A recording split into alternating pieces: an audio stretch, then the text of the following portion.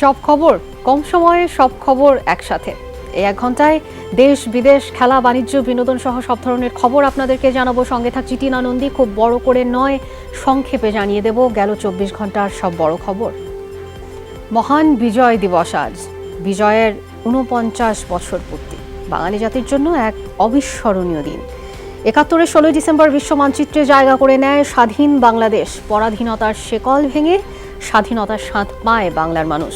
বঙ্গবন্ধু শেখ মুজিবুর রহমানের নেতৃত্বে 9 মাসের রক্তক্ষয়ী মুক্তিযুদ্ধের পর আত্মসমর্পণে বাধ্য হয় পাকিস্তানি হানাদার বাহিনী। তৎকালীন রেসকোর্স ময়দানে 93,000 সেনা নিয়ে মিত্রবাহিনীর কাছে আত্মসমর্পণের দলিলে স্বাক্ষর করেন জেনারেল নিয়াজি। মুক্তির আনন্দে বয়ে যায় বাংলাদেশের আনাচে কানাচে, প্রতিটি ঘরে সে আনন্দ ছড়িয়ে পড়ে। বাঙালি এই স্বাধীনতা অনেক ত্যাগের বিনিময়ে অর্জন করেছে। 30 লাখ শহীদ এবং কয়েক লাখ মা বোনের সম্ভ্রমের বিনিময়ে বর্বর পাকিস্তানিদের হাত থেকে মিলেছে মুক্তি। যথাযোগ্য মর্যাদায় মহান বিজয় দিবস উদযাপনের লক্ষ্যে জাতীয় পর্যায়ে স্বাস্থ্যবিধি মেনে বিভিন্ন কর্মসূচি পালিত হবে। ভোরে সাভারে জাতীয় স্মৃতিসৌধে বীর শহীদদের প্রতি শ্রদ্ধা নিবেদনের মধ্য দিয়েই শুরু হবে বিজয় উৎসব।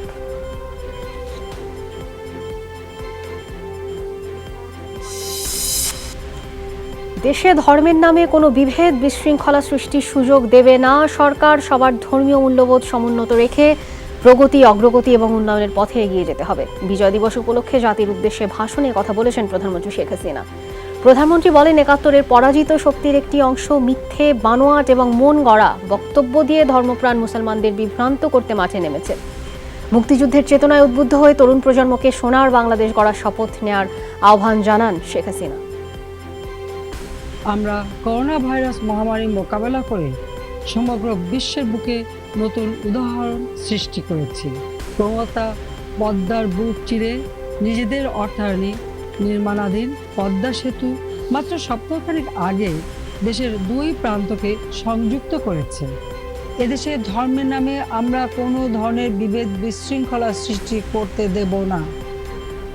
ধর্মীয় মূল্যবোধ সমুন্নত রেখে এদেশের মানুষ প্রগতি, অগ্রগতি এবং উন্নয়নের পথে এগিয়ে যাবে।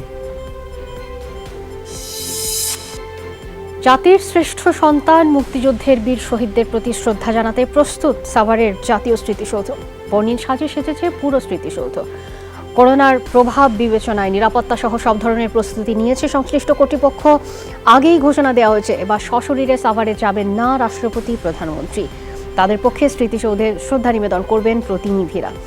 স্মৃতিসৌধের 7টি মিনার, পুষ্পবেদী সহ নানা অবকাঠামো সাজানো হয়েছে নতুন করে। শেষ আলোকসজ্জা সহ রং তুলির কাজও। করোনার কারণে প্রায় পুরো বছর ধরেই জনসাধারণের জন্য বন্ধ রয়েছে জাতীয় স্মৃতিসৌধ। দূরত্ব বজায় রাখার যে নির্দেশনা আছে সেটি মেনটেন করে আমরা স্পটিং করেছি। যে সমস্ত বিষয়গুলো আছে সেগুলো আমরা হ্যান্ড স্যানিটাইজার থেকে শুরু করে স্বাস্থ্যবিধি মেনটেনের বিষয়গুলো আমরা নিশ্চিত করছি। নিরাপত্তা দেওয়ার জন্য সকল ধরনের ব্যবস্থা আছে এবং সর্বোচ্চ নিরাপত্তা ব্যবস্থা এখানে জোরদার করা হবে। এবছর বাড়তি আয়োজন হচ্ছে, আমাদের পুলিশ সদস্যরাও এই স্বাস্থ্যবিধি মেনে তারা দায়িত্ব পালন করবে। বিজয়ের আলোয় আলোকিত পুরো দেশ। বিভিন্ন গুরুত্বপূর্ণ স্থাপনা সহ নানা ভবনে করা হয়েছে আলোকসজ্জা। বিজয় সরণি, মতিঝিল, সচিবালয়, সংসদ ভবন এলাকায় কেবলই লাল সবুজের বর্ণিল আলোকছটা। গৌরবের পতাকার রঙে ফুটিয়ে তোলা হয়েছে বাংলাদেশের মানচিত্র, স্মৃতির মিনার।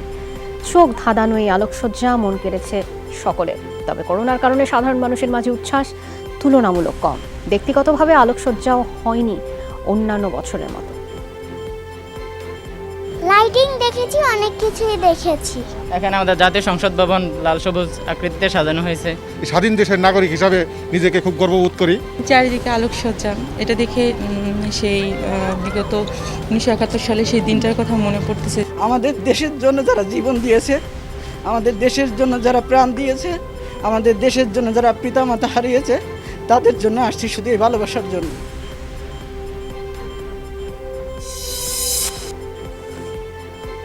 অপ্রতিরোধ্য অগ্রযাত্রায় এগিয়ে যাচ্ছে বাংলাদেশ। সব বাধা উপেক্ষা করে দুরন্ত গতিতে ছুটে চলছে অর্থনীতি, যা এখন অনেকের জন্যই ঈর্ষার, অনুকরণীয় বটে। কৃষিতে বিপ্লব, প্রবৃদ্ধি, উল্লম্ফন, মাথাপিছু আয় বৃদ্ধি, সব সূচকে যেন তাক লাগানো সাফল্য। স্বাধীনতার 50তম বছরে পা দিয়ে বিশ্বের বুকে দৃষ্টান্ত স্থাপন করতে চায় লাল সবুজের এই দেশ, তবে এখনও দারিদ্র্য সীমার নিচে বাস 3.5 কোটির বেশি মানুষের।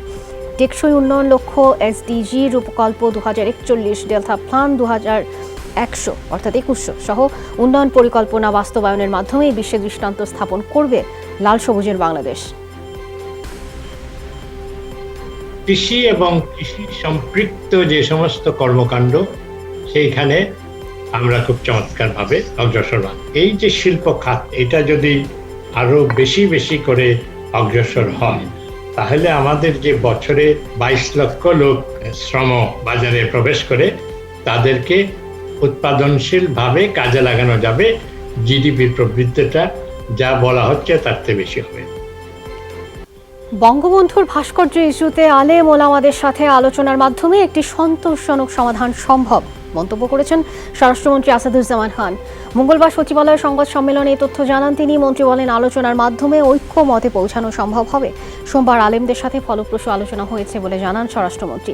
ভাস্কর্য ইস্যুতে কেউ যেন রাস্তায় নেমে ভাঙচুর না চালায় এবং অরাজক পরিস্থিতি সৃষ্টি না করে, সেজন্য দুপক্ষই একমত হয়েছে। ব্যাপকের চেয়ারম্যান এবং হায়াতুল উলিয়ার চেয়ারম্যান মাওলানা মাহমুদুল হাসানের ডাকে তারা একত্রিত হয়েছিল। তাদের করণীয় এই সমস্ত বিষয়ে আলোচনা করে মাননীয় প্রধানমন্ত্রীর কাছে একটি পত্র তারা প্রেরণ করেছিলেন। সেই পত্রের কপিও আমাদেরকে দিয়েছিলেন। একটা ফলপ্রসূ আলাপ হয়েছে, মানে আমরা যে সমস্ত আলাপগুলো করেছি এইগুলি নিয়ে আরও আলাপ হোক এবং আমরা মনে করি যে আলাপের মাধ্যমেই আমরা সমস্ত সমস্যার সমাধান করব। ধর্মের দোহাই দিয়ে যারা বঙ্গবন্ধুর ভাস্কর্য ভাঙছে এবং বিশৃঙ্খলা সৃষ্টি করছে তারা স্বাধীনতার চেতনাকে অবমাননা করছে মন্তব্য করেছেন মুক্তিযুদ্ধ বিষয়ক মন্ত্রী আকমা মোজাম্মেল হক। দুপুরে মন্ত্রণালয়ে এক আলোচনা সভায় তিনি বলেন, বঙ্গবন্ধুকে অবমাননাকারীদের প্রতিহত করতে হবে। তিনি জানান, আগামী 26 মার্চের মধ্যে রাজাকারের তালিকা প্রণয়ন করে তা প্রকাশ করা হবে। এছাড়া 19 মার্চ প্রথম সশস্ত্র প্রতিরোধ দিবস হিসেবে রাষ্ট্রীয়ভাবে স্বীকৃতি দিয়ে বিশেষ মর্যাদা পালন করার দাবি জানান মুক্তিযুদ্ধ বিষয়ক মন্ত্রী। বলেন, 19 মার্চ হানাদারদের বিরুদ্ধে প্রথম সশস্ত্র প্রতিরোধ গড়ে তোলেন জয়দেবপুরের বীর জনতা। সেই যুদ্ধে শহীদ হন 4 জন। এই যে বঙ্গবন্ধুর ভাস্কর্য বাংলার জন্য যারা ফতোয়া দিচ্ছে ধর্মের নাম, তারা ইসলামের ধর্মের এই মহান পবিত্র ধর্মের অবমাননা করছে।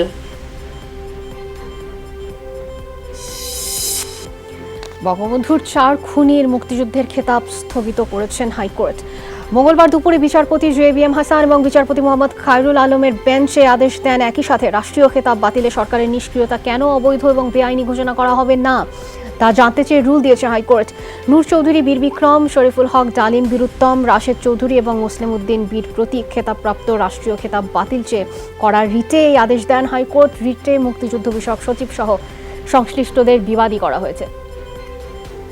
মাননীয় আদালত একটি রুল জারি করেছেন ইনঅ্যাকশনের উপরে এবং একটি ডাইরেকশন দিয়েছেন যাতে তাদের যে গ্যালান্টারি অ্যাওয়ার্ডটা রয়েছে বঙ্গবন্ধুর কিলারদের 4 জনের, তাদের এই অ্যাওয়ার্ডটাকে সাসপেন্ড করার জন্য একটা ডাইরেকশন দিয়েছে। আমার মনে হয় এটা অত্যন্ত সঠিক একটা হয়েছে এবং এটা যুগান্তরকারী একটা আদেশ এবং আমি মনে করি এই আদেশের মাধ্যমে মুক্তিযোদ্ধারা, যে দেশের যারা প্রকৃত মুক্তিযোদ্ধা তারা সকলেই সন্তুষ্ট হবেন। রাজনীতিকে জনগণের দ্বার প্রান্ত থেকে বিদেশি দূতাবাসের দরজায় নিয়ে গেছে বিএনপি, এমন মন্তব্য করেছেন আওয়ামী লীগের সাধারণ সম্পাদক ওবায়দুল কাদের। চট্টগ্রাম মহানগর আওয়ামী লীগের সাবেক সভাপতি এবং মেয়র ABM মহিউদ্দিন চৌধুরীর মৃত্যুবার্ষিকী উপলক্ষে স্মরণ সভায় ভার্চুয়ালি যুক্ত হয়ে এ মন্তব্য করেন তিনি। ওবায়দুল কাদের বলেন, প্রধানমন্ত্রী মুক্তিযুদ্ধের চেতনায় একটি অসাম্প্রদায়িক এবং সমৃদ্ধ বাংলাদেশ গড়ে তোলার জন্য কাজ করছেন, অথচ একটি দল উগ্র সাম্প্রদায়িক শক্তির পৃষ্ঠপোষকতা করছে। বিএনপি এখন ন্যাশনাল বাংলাদেশ নালিশ পার্টিতে পরিণত হয়েছে। দেশে বিদেশে নালিশের রাজনীতি। তারা দেশের মানুষের কাছে নালিশ দিতে চায় না, তারা নালিশ দিতে যায় বিদেশিদের কাছে। দলীয় শৃঙ্খলা ভঙ্গ করলে গঠনতন্ত্র অনুযায়ী দল যে কারো বিরুদ্ধে শাস্তিমূলক ব্যবস্থা নেবে, এমনটা জানিয়েছেন বিএনপির সিনিয়র যুগ্ম মহাসচিব রিজভী আহমেদ। নয়াপল্টন কার্যালয়ে সংবাদ সম্মেলনে রিজভী আহমেদ বলেন, শৃঙ্খলা ভঙ্গ করার দলের ভাইস চেয়ারম্যান অবসরপ্রাপ্ত মেজর হাফিজউদ্দিন আহমেদ এবং শওকত মাহমুদকে কারণ দর্শানোর নোটিশ দেওয়া হচ্ছে। রিজভী আরও বলেন, সরকার এবং প্রশাসনের কর্মকর্তাদের রাজপথে নেমে আসা অশনি সংকেত। বিএনপি নেতা বলেন, সরকার বিএনপি চেয়ারপারসন খালেদা জিয়াকে সবচেয়ে বেশি ভয় পায়, এ কারণেই সকল রাষ্ট্র ক্ষমতা ব্যবহার করে খালেদা জিয়াকে আটক করে রাখা হয়েছে। দলের সর্বোচ্চ নেতৃত্ব সম্পর্কে আমরা যদি প্রকাশ্যে বলে তো জনগণ কি ভাববে? এটা তো কখনোই হতে পারে না। দলের তো একটা শৃঙ্খলা আছে এবং গঠনতন্ত্র অনুযায়ী দলের শৃঙ্খলা ভঙ্গ করলে কি কি পদক্ষেপ আছে, সাংগঠনিক কি কি পদক্ষেপ আছে সেটা খুব সুস্পষ্টভাবে লেখা আছে গঠনতন্ত্রের মধ্যে। তো সুতরাং দলীয় শৃঙ্খলা পরিপন্থী কাজ কেউই করতে পারেন না।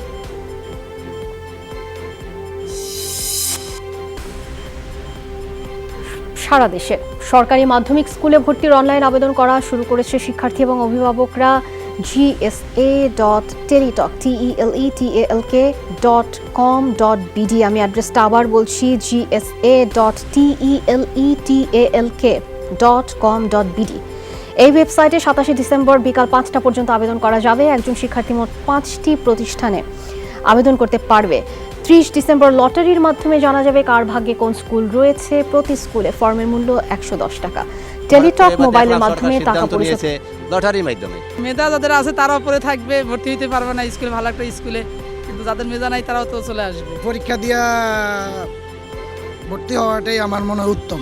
পড়াশোনার মানও ভালো, প্রাইভেটে তো একটু খরচটাও বেশি, সবার তো আর আর্থিক অবস্থা একরকম হয় না। যেখানে আপনি পড়ান না কেন আপনাকে প্রাইভেট পড়াতেই হবে, টিচারদের কাছে যেতেই হবে। তো এখানে সরকারি বেসরকারি আসলে তেমন কোনো ডিফারেন্স নেই। অনলাইন হওয়াতে গার্ডিয়ানও খুশি, বা লটারিতে দেওয়াতে গার্ডিয়ানও খুশি, সবাই খুশি। কিভাবে আপনার লটারিটা ড্র হবে বা বাচ্চাদেরকে কিভাবে ভর্তি করবো সেটা নিয়ে আমাদের টেনশন হচ্ছে আজকে। অনলাইনে আবেদনের সংখ্যাটা একটু বেশি পড়তেছে, মোটামুটি আজকে প্রথম দিনের অবস্থা তুলনামূলক বেশি পড়তেছে।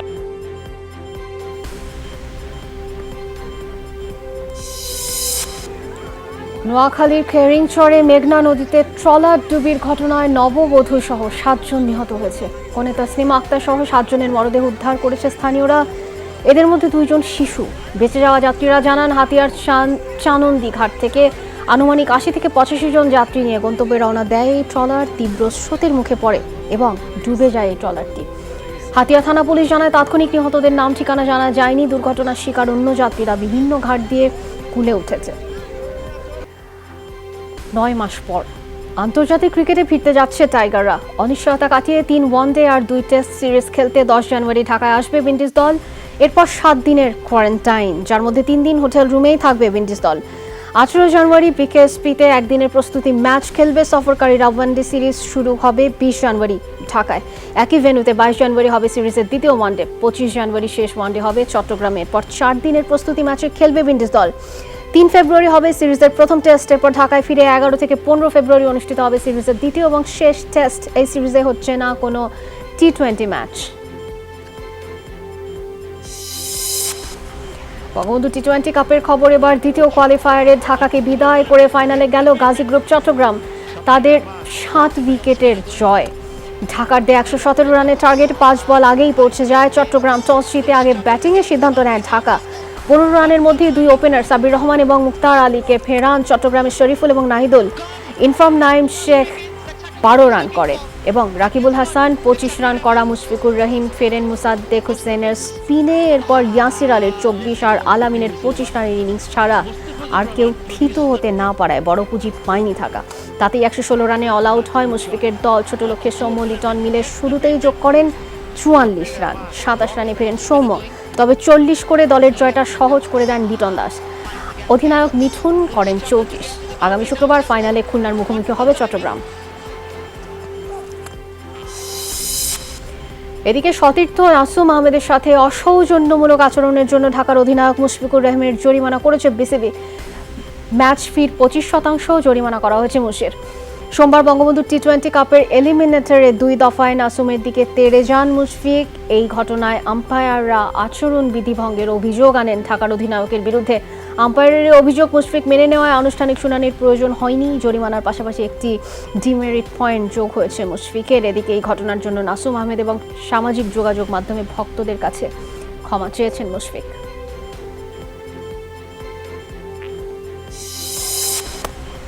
শ্বশুরের অসুস্থতার কারণে রাতে যুক্তরাষ্ট্র যাচ্ছেন সাকিব আল হাসান, যার ফলে বঙ্গবন্ধু টি-20 কাপের ফাইনালে সাকিবকে পাচ্ছে না মূলত জেমকন খুলনা। সাকিবের যুক্তরাষ্ট্র যাওয়ার বিষয়টি নিশ্চিত করেছেন খুলনার ম্যানেজার নাফিস ইকবাল। লম্বা সময় ধরে সাকিব আল হাসানের শ্বশুর অসুস্থ ছিলেন, অবস্থা সংকটাপন্ন হওয়ায় দেশ ছাড়ার সিদ্ধান্ত নেন সাকিব। নিষেধাজ্ঞার পর ক্রিকেটে ফিরে টুর্নামেন্টটা খুব একটা ভালো যাচ্ছে না সাকিবের। 9 ম্যাচে ব্যাট হাতে করেছেন মাত্র 110, বল হাতে নিয়েছেন 6 উইকেট। করোনামুক্ত হয়ে মন্ত্রণালয়ে যোগ দিয়েই ক্রীড়াবিদদের পাশে দাঁড়ালেন যুব ক্রীড়া প্রতিমন্ত্রী জায়েদ হাসান রাসেল। দ্বিতীয় দফায় 70 লক্ষ টাকা অনুদান দিলেন 1000 জন ক্রীড়াবিদকে। এখানেই শেষ নয়, ভবিষ্যতেও দেশের ক্রীড়াবিদদের পাশে সরকার থাকবে বলে জানিয়েছেন তিনি। সেই সাথে জানিয়েছেন ক্রীড়াঙ্গন সচল করতে স্বাস্থ্যবিধি মেনে সীমিত আকারে বাংলাদেশের গেমস আয়োজনের পরিকল্পনার কথা। করোনা পরিস্থিতির দিকে একটু নজর দেব, কারণ প্রায় 3 মাস পর একদিনে করোনায় সর্বোচ্চ মৃত্যু দেখেছে বাংলাদেশ। গেল 24 ঘন্টায় মারা গেছেন 40 জন, আর নতুন শনাক্তের সংখ্যা 1877। এখন পর্যন্ত দেশে করোনায় মোট প্রাণ হারিয়েছেন 7129 জন। স্বাস্থ্য অধিদপ্তরের নিয়মিত বিজ্ঞপ্তিতে এ তথ্য জানানো হয়। 24 ঘন্টায় নমুনা পরীক্ষা করা হয়েছে 19,054টি, যেখানে শনাক্তের হার 9.85%। সব মিলিয়ে করোনা ভাইরাসে আক্রান্ত হয়েছেন 4,94,209 জন। 24 ঘন্টায় সুস্থের সংখ্যা 2,884 এবং মোট সুস্থ হয়ে বাড়ি ফিরেছেন 4,26,729 জন। মৃত 40 জনের মধ্যে 26 জনই পুরুষ।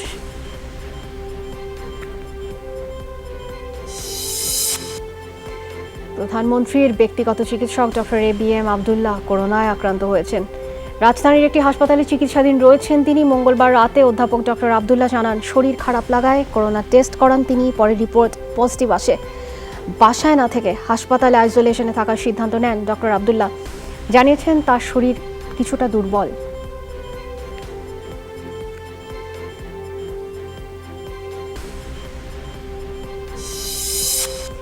করোনা ভাইরাস প্রতিরোধী টিকাদান কর্মসূচি শুরু হলো যুক্তরাষ্ট্রে। সোমবার প্রথম দিনে স্বাস্থ্যকর্মীদের উপরে প্রয়োগ করা হয় ফাইজার বায়োএনটেক উদ্ভাবিত টিকা। প্রথম ধাপে অগ্রাধিকার ভিত্তিতে স্বাস্থ্যকর্মী এবং বয়োবৃদ্ধরা পেয়েছে এই ভ্যাকসিন। তবে সবার জন্যই স্বস্তির বার্তা রয়েছে। যদিও মার্কিন সংক্রামক রোগ বিশেষজ্ঞ ডক্টর অ্যান্থনি ফাউচি মনে করেন স্বাভাবিক জীবনে ফিরতে হলে দ্রুত সবাইকে টিকার আওতায় আনতে হবে।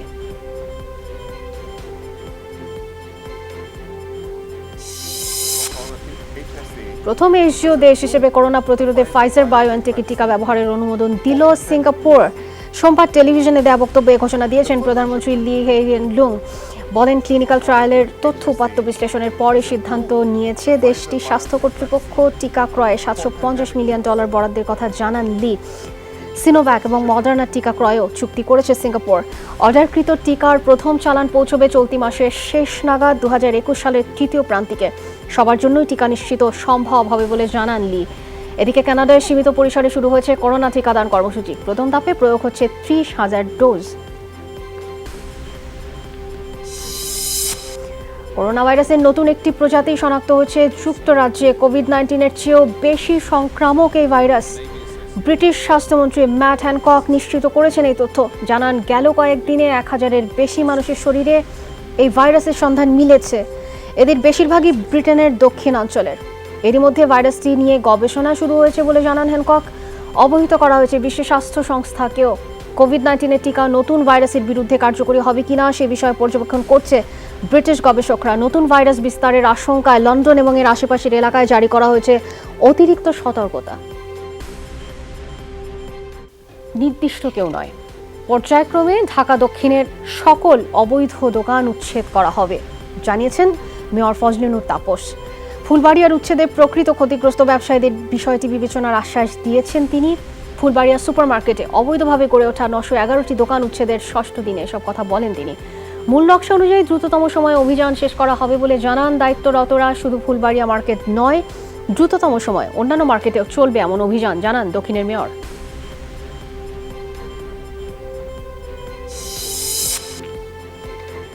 সেতু ভবন মহানগরীর জন্য বিস্ফোরা। বিজিএমই এর মতো ভবনটি স্থানান্তর করতেই হবে বলছেন ঢাকা উত্তর সিটি কর্পোরেশনের মেয়র আতিকুল ইসলাম। দুপুরে press institute of Bangladesh PIB তে গণপরিবহন পরিকল্পনা ব্যবস্থাপনা বিষয়ক রিপোর্টিং প্রশিক্ষণের সমাপনী অনুষ্ঠানে এই কথা বলেন তিনি। আতিকুল ইসলাম জানান মহাখালী এবং সায়দাবাদ থেকে আন্তজেলা বাস যেন মহানগরে ঢুকতে না পারে সেজন্য শিগগিরই ব্যবস্থা নেওয়া হবে। পূর্বাচলে দখলকৃত ৩৯ কিলোমিটার খালও পুনরুদ্ধারে অভিযান চালানো হবে। কক্সবাজার সমুদ্র সৈকতে নজর কাটছে বালু দিয়ে তৈরি একটি ভাস্কর্য। প্রতিকৃতিটি আর কারো নয়, 1000 বছরের শ্রেষ্ঠ বাঙালি বঙ্গবন্ধু শেখ মুজিবুর রহমানের। কুষ্টিয়ার হামলার প্রতিবাদ এবং জন্ম শতবার্ষিকী উপলক্ষে সৈকতে তৈরি হচ্ছে এই বালু ভাস্কর্য। জেলা প্রশাসনের সহায়তায় ব্র্যান্ডিং কক্সবাজার নামে একটি প্রতিষ্ঠান এটি তৈরি করেছে। আগামীকাল আনুষ্ঠানিকভাবে উন্মোচন করা হবে।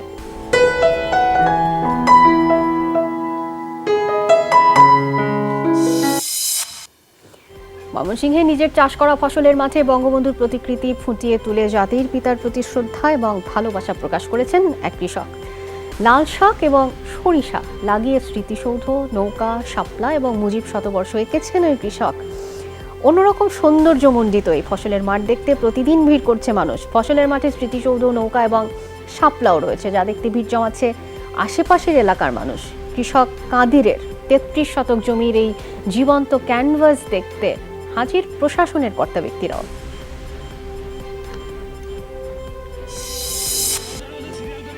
জীবননগরে সোনালী ব্যাংকের উথুলি শাখায় ডাকাতি মামলায় 4 জনকে গ্রেফতার করেছে পুলিশ। উদ্ধার করা হয়েছে টাকা, ডাকাতির কাজে ব্যবহৃত খেলনা পিস্তল এবং মোটরসাইকেল। যশোরের চৌগাছা সহ কয়েকটি স্থানে অভিযান চালিয়ে ভোরে গ্রেফতার করা হয় রাসেল, আকাশ, হৃদয় এবং রকিকে।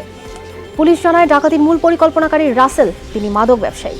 তার বিরুদ্ধে মাদকের মামলাও রয়েছে। ঋণের টাকা পরিশোধ করতে ভারতীয় সিরিয়াল ক্রাইম পেট্রোল দেখে ডাকাতির পরিকল্পনা করে রাসেল। গ্রেফতারকৃতদের কাছ থেকে লুটের 5,03,000 টাকা উদ্ধার করা হয়েছে। এরই মধ্যে গেল 15 নভেম্বর জীবননগর সোনালী ব্যাংকের উথুলি শাখায় দিনে দুপুরে 8,94,000 টাকা লুট করে পালিয়ে যায় তাদের এই দল।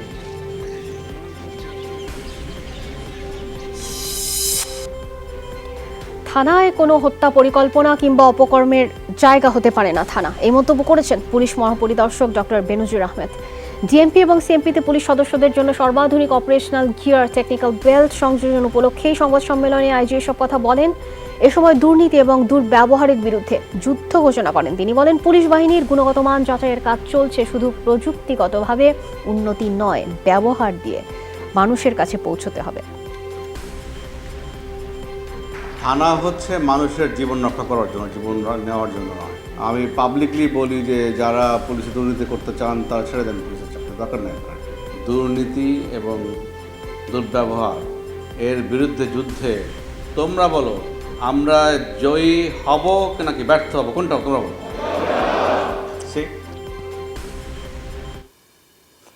নোয়াখালীর বেগমগঞ্জে গৃহবধূকে বিবস্ত্র করে নির্যাতন এবং ধর্ষণের 2 মামলার অভিযোগপত্র দিয়েছে তদন্তকারী সংস্থা police bureau of investigation PBI.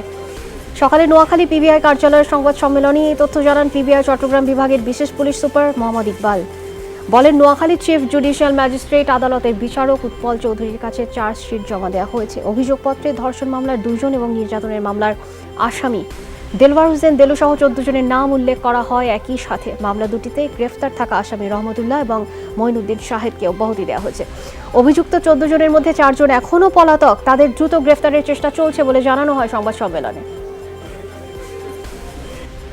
সর্বমোট 69 দিনে 48 কার্যদিবসে মামলার তদন্ত কাজ সম্পন্ন করে এবং সর্বমোট 14 জন আসামির বিরুদ্ধে চার্জশিট প্রদান করা হয়।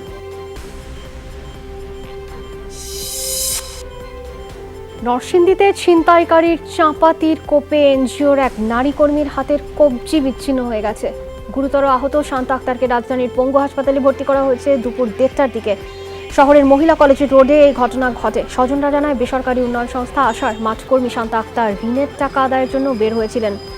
মহিলা কলেজ রোডে তিনি পৌঁছান যখন 2 ছিনতাইকারী তার উপরে হামলা চালায়। ব্যাগ কেড়ে নিতে চাইলে বাধা দেন শান্তা। এ সময় তার বাম হাতে চাপাতি দিয়ে আঘাত করে এক ছিনতাইকারী। এতে শান্তার কবজি বিচ্ছিন্ন হয়ে যায়। আমরা চেষ্টা করতেছি, আশা করি যে অল্প সময়ের মধ্যে সেটা আমরা ফাইন্ড আউট করতে পারবো এবং আসামিদের গ্রেপ্তার করে আইনের আওতায় নিয়ে আসতে পারবো। বগুড়ার ধুনাট উপজেলায় বাঁশঝাড় থেকে 7 বছর বয়সী এক শিশুর মরদেহ উদ্ধার করেছে পুলিশ। স্থানীয়রা জানায়, সোমবার রাতে দাদা দাদির সাথে উপজেলার চৌকিবাড়ি ইউনিয়নের নসরতপুরে ওয়াজ শুনতে যায় এই শিশু। মাহফিল চলাকালে পাশের মেলায় ঘুরতে গিয়ে আর ফেরেনি সে। পরে রাত 1:30টায় স্থানীয়রা তাকে খুঁজে পায় পাশের একটি বাঁশ ছাড়ে। পুলিশের ধারণা জঙ্গলে নিয়ে ধর্ষণের পর শ্বাসরোধ করে হত্যা করা হয়েছে এই শিশুকে। ময়নাতদন্তের পর তার মরদেহ পরিবারের কাছে হস্তান্তর করা হবে বলে জানায় তারা। ফুটবলারদের বহুদিনের দাবিকৃত জিম নিয়ে এবার কাজ শুরু করেছে বাংলাদেশ ফুটবল ফেডারেশন। টাকার অভাবে এতদিন এই জিম তৈরি করতে না পারলেও এবার সেই পরিকল্পনাই হাতে নিয়েছে বাফুফে। চতুর্থ মেয়াদী দায়িত্ব পাওয়ার পরপরই ফুটবলারদের জন্য জিম তৈরির ঘোষণা দিয়েছিল কাজী সালাউদ্দিনের প্যানেল, যেখানে 3 মাসের মধ্যে তৈরি করার ঘোষণা ছিল। তবে সোমবার হঠাৎ করে বাফুফে প্রাঙ্গণে নেমে মেপে দেখেন পর্যাপ্ত জায়গা রয়েছে কিনা। একই সাথে জানান সামনের বোর্ড মিটিংয়ে উত্থাপন করা হবে প্রস্তাব। এরপর 3 মাসের মধ্যে তৈরি হবে ফুটবলারদের জন্য অত্যাধুনিক জিমনেশিয়াম। আপনি সবকিছু ঠিক করে দিলে রিয়ালিটিতে হয়ে যাবে। তো আশা করতেছি আমি এই প্রপোজালটা বোর্ডে দিব, বোর্ড মিটিং থেকে 3 মাস পরে হয়ে যাবে। বোর্ড মিটিং যদি অ্যাপ্রুভ করে দেয় যে জিম আমরা করব, তখনই কাজ শুরু হয়ে যাবে এবং তখন যদি ক্লিয়ারেন্স দিয়ে দিলে এটা 3 মাসের বেশি লাগবে না। স্প্যানিশ ফুটবলের খবর এবার। লা লিগায় আজ রাতে অ্যাথলেটিক বিলবাওকে আতিথ্য দেবে রিয়াল মাদ্রিদ। সান্তিয়াগো বার্নাব্যুতে রাত 3টায় শুরু হবে 2 দলের এই লড়াই। এই ম্যাচে দারুণ আত্মবিশ্বাস নিয়ে মাঠে নামবে কোচ জিনেদিন জিদান শিষ্যরা, কারণ সবশেষ মাদ্রিদ ডার্বিতে দাপুটে জয়ে টেবিলের 3-এ উঠে এসে এই দল। অথচ এর আগে একের পর এক বাজে পারফরমেন্সে কাঁধের কিনারায় ছিল এই দল। ভ্যালেন্সিয়া এবং ভিয়ারিয়ালের বিপক্ষে অ্যাওয়ে ম্যাচে বাজে ফলের পর ঘরের মাঠে দুর্বল অ্যালাভেসের কাছে হেরেছিল রিয়াল। 12 ম্যাচে 23 পয়েন্ট রিয়াল মাদ্রিদের বিপরীতে 14 পয়েন্ট নিয়ে টেবিলের 13 নম্বরে রয়েছে অ্যাথলেটিক বিলবাও।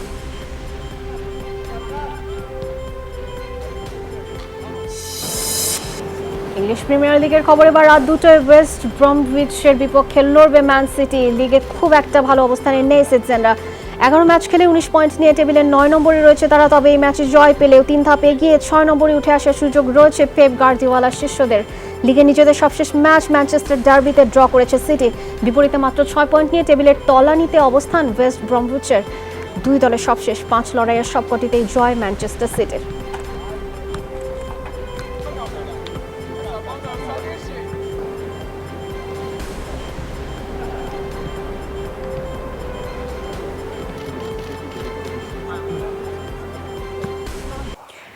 দর্শক, মহান বিজয় দিবস উপলক্ষে ঢাকা বিশ্ববিদ্যালয়ের টিএসসিতে আয়োজন রয়েছে।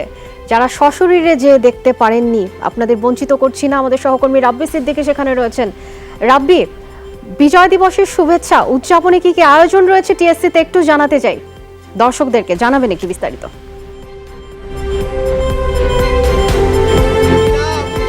আজকে বিজয় এবং এই দিনটিতে কিন্তু বাঙালি ৭১-এ যে মহান মুক্তিযুদ্ধ, সেই মহান মুক্তিযুদ্ধের মধ্য দিয়ে আজকের এই দিনটিতে দেশ স্বাধীন হয়েছে। সেই স্বাধীনতার উদযাপন ঢাকা বিশ্ববিদ্যালয়ের টিএসসি জুড়ে এবং টিএসসিতে ঢাকা বিশ্ববিদ্যালয়ের শিক্ষার্থীরা যে যার মতো করে বিজয়কে বরণ করে নিচ্ছে। আসলে 16ই ডিসেম্বর বাঙালির জন্য গর্বের দিন, ত্যাগের দিন এবং এই দিনটি আসলে মানুষ আনন্দ করে। সেই আনন্দের রেশ আপনি দেখছেন যে ঢাকা বিশ্ববিদ্যালয় টিএসসির সামনে কনসার্টের মাধ্যমে, গানের মাধ্যমে কিন্তু সেই আনন্দের প্রকাশটি আমরা দেখতে পাচ্ছি। এবং এখানে আসলে যে রক্তে রাঙা যে বিজয়, সেই বিজয়ের কথা তরুণদেরকে মনে করিয়ে দেবার জন্য বিশ্ববিদ্যালয়ের যে সাংস্কৃতিক যে সংগঠনগুলো আছে, আপনি জানেন যে তাদের আসলে নিজস্ব আয়োজন এবং এই আয়োজনটি কিছুক্ষণ আগে শুরু হয়েছে এবং এখানে আসলে সবাই যে যার মতো করে অংশ নিচ্ছে। বিভিন্ন ব্যান্ড দল তারা গান গাইছেন, বিজয়ের গান, দেশের গান, এবং এই আয়োজনের মধ্য দিয়ে তারা জানান দিচ্ছে যে আপনি জানেন যে কোটি মানুষের প্রাণের বিনিময়ে এই দেশ, সেই দেশের আজকে বিজয় এবং এই বিজয় যেন সবাই উদযাপন করতে পারে। করোনার মধ্যেও কিন্তু কোনো আয়োজন থেমে নেই। আপনারা দেখতেই পাচ্ছেন যে যার মতো করে কিন্তু টিনা এই আয়োজনে সামিল হয়েছে। আমরা দেখছি যে সন্ধ্যা থেকে কিন্তু নানান ধরনের প্রস্তুতি চলছিল। সংসদ ভবন এলাকায় আলপনা করা হয়েছে, রঙিন করে সাজানো হয়েছে। ঠিক তেমনিভাবে বিজয়ের এই আয়োজনে সামিল হতে ঢাকা বিশ্ববিদ্যালয়ের শিক্ষার্থীরা তারা অংশ নিয়েছে এই টিএসসিতে। আমরা একটু চলে যাই টিএসসিতে এই কনসার্টে।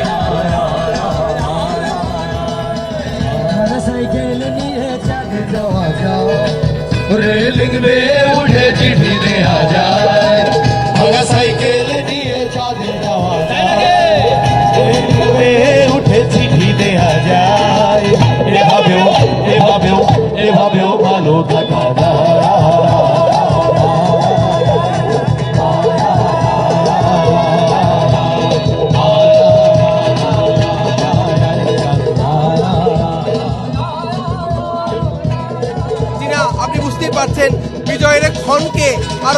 করার জন্য কিন্তু এই আয়োজন।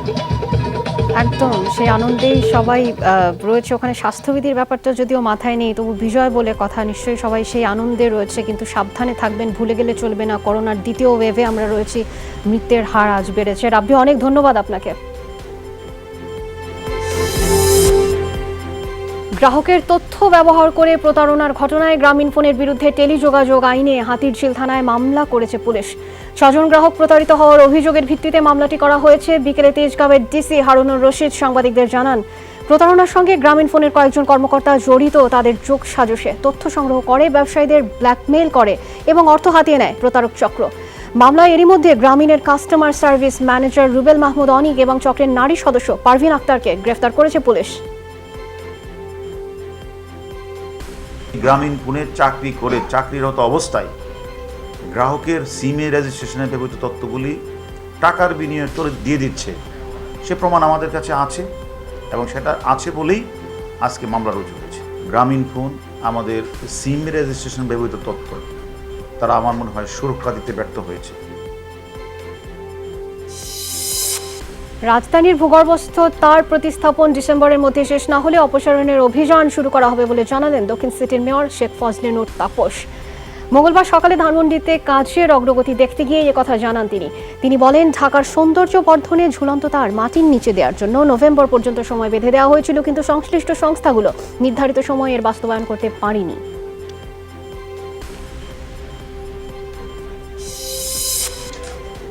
পদ্মা সেতুর জন্য সরকারকে বিএনপির ধন্যবাদ দেওয়া উচিত, আর এই নিয়ে ষড়যন্ত্রের জন্য ক্ষমা চাওয়া জরুরি বলে মন্তব্য করেছেন তথ্যমন্ত্রী ডক্টর হাসান মাহমুদ। দুপুরে সচিবালয়ের ব্রিফিংয়ে মন্তব্য করেন তিনি। বলেন, প্রধানমন্ত্রীর সময়োচিত সিদ্ধান্তের কারণেই পদ্মা সেতু হয়েছে। বিএনপি বলেছিল আওয়ামী লীগ এই সেতু করতে পারবে না। মন্ত্রী বলেন, জোড়াতারির সেতুতে কাউকে না যাওয়ার কথাও বলেছিলেন খালেদা জিয়া।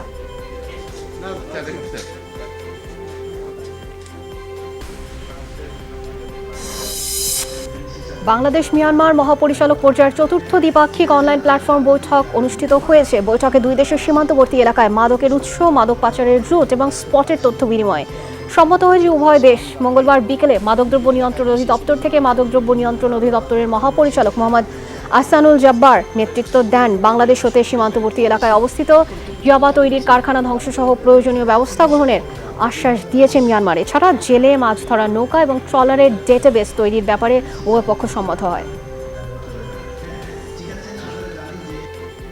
চোরাচালান তথ্য আমরা দিব, আপনারা আমাদেরকে দিবেন, বর্ডার লিয়াজ অফিস আপনারা করবেন, আমরা করব। মোট কথা হলো যে আমরা সর্বোপরি জিরো টলারেন্স দেখতে চাই। আমরা একটা কথা বলেছি যে আগামী বছর যে মিটিং আমরা করব সেখানে আমরা বসে আলাপ করব আপনাদের কালচার কি, আপনাদের দেশের অবস্থা কি, আপনাদের ফরেস্টের অবস্থা কি। আমরা হয়তো মাদকের বিষয়ে আলোচনা করব না। কুষ্টিয়ার সংবাদ সংগ্রহের সময় সাংবাদিকদের উপরে হামলা এবং মারধরের মামলায় জেলা ছাত্রলীগের সাবেক সাধারণ সম্পাদককে গ্রেফতার করেছে পুলিশ। কুষ্টিয়া জেলা গোয়েন্দা পুলিশের অফিসার ইনচার্জ আমিনুল ইসলাম জানান, ভোরে চুয়াডাঙ্গার আলমডাঙ্গায় জামায়াত নেতা আবু তালেবের বাড়িতে সাদ আহমেদকে গ্রেফতার করা হয়। বঙ্গবন্ধুর ভাস্কর্য ভাঙচুরের ঘটনার জের ধরে গত 5 ডিসেম্বর জেলা বিএনপির সাধারণ সম্পাদকের অফিসে হামলা চালায় দুর্বৃত্তরা। সংবাদ সংগ্রহের সময় একটি বেসরকারি টেলিভিশন চ্যানেলের সাংবাদিক এবং ক্যামেরা পার্সনের ওপরও হামলা চালায় সাদ এবং তার অনুসারীরা। এ ঘটনায় পরদিন কুষ্টিয়া মডেল থানায় মামলা হয়।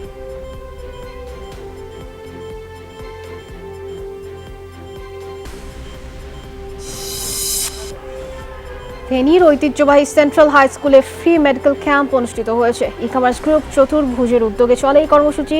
সহযোগী ছিল ফেনী সেন্ট্রাল হাই স্কুল এবং মেডিপ্লাস। এতে সেবা গ্রহণ করে স্কুলের শিক্ষক, শিক্ষার্থী, অভিভাবক সহ প্রায় 3 শতাধিক মানুষ। সকাল 9টা থেকে বিকেল 4টা পর্যন্ত চলে মেডিকেল ক্যাম্প। জাতীয় ভ্যাট দিবস এবং ভ্যাট সপ্তাহ উপলক্ষে আবগারি এবং ভ্যাট বিভাগ হবিগঞ্জে শুভেচ্ছা বিনিময় এবং মত বিনিময় সভা হয়েছে। এতে স্থানীয় বিভিন্ন ব্যবসা প্রতিষ্ঠানের প্রতিনিধিরা যোগ দেন।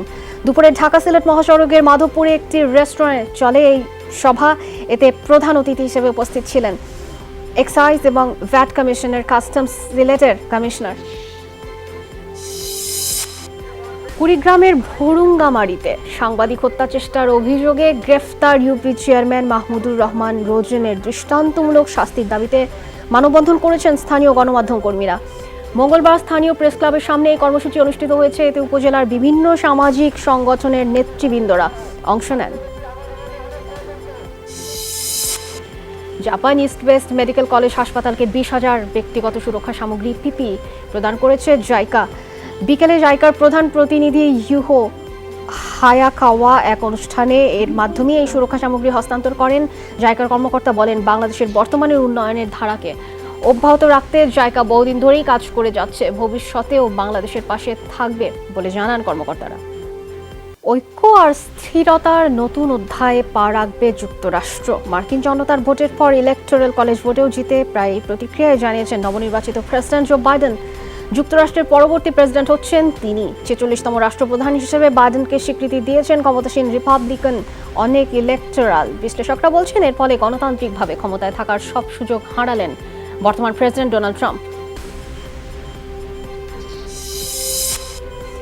তুরস্কের ওপর নিষেধাজ্ঞা আরোপ করেছে যুক্তরাষ্ট্র। সোমবার মার্কিন পররাষ্ট্র মন্ত্রণালয়ের এক বিবৃতিতে জানানো হয়, রাশিয়া থেকে কেনা S-400 প্রতিরক্ষা ব্যবস্থা ন্যাটো সদস্যদের জন্য হুমকি, তাই অস্ত্র ক্রয়ে বিধিনিষেধ আরোপ করল যুক্তরাষ্ট্র।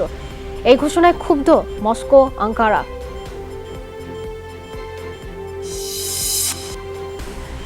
চীনের বিরুদ্ধে উইঘুর মুসলিম নিপীড়নের অভিযোগ গ্রহণের প্রস্তাব নাকচ করল জাতিসংঘের আন্তর্জাতিক অপরাধ আদালত ICC। সোমবার একটি প্রতিবেদন প্রকাশ করে এই সংস্থার প্রধান প্রকৌশলী ফাতৌ বেনসুদাই করেন এতে বলা হয়, চীন হেগ ভিত্তিক আদালতটির সদস্য নয় বলে দেশের বিরুদ্ধে কোনো ব্যবস্থা গ্রহণ সম্ভব নয়। মানবতা বিরোধী অপরাধ এবং গণহত্যার অভিযোগ অনুসন্ধানে জুলাইয়ে ICCর কাছে আবেদন জানান নির্বাসিত উইঘুররা। তাদের দাবি, জিনজিয়াংয়ে উইঘুর এবং অন্যান্য সংখ্যালঘু মুসলিম সম্প্রদায়ের 10 লাখ বাসিন্দাতে অবরুদ্ধ করে রাখা হয়েছে, বিভিন্ন ক্যাম্পে তাদের রাখা হয়েছে, নারীদের গর্ভধারণে বিধিনিষেধ সহ বিভিন্ন অভিযোগের প্রমাণ স্বরূপ অসংখ্য নথি জমা দিয়েছিলেন অভিযোগকারীরা।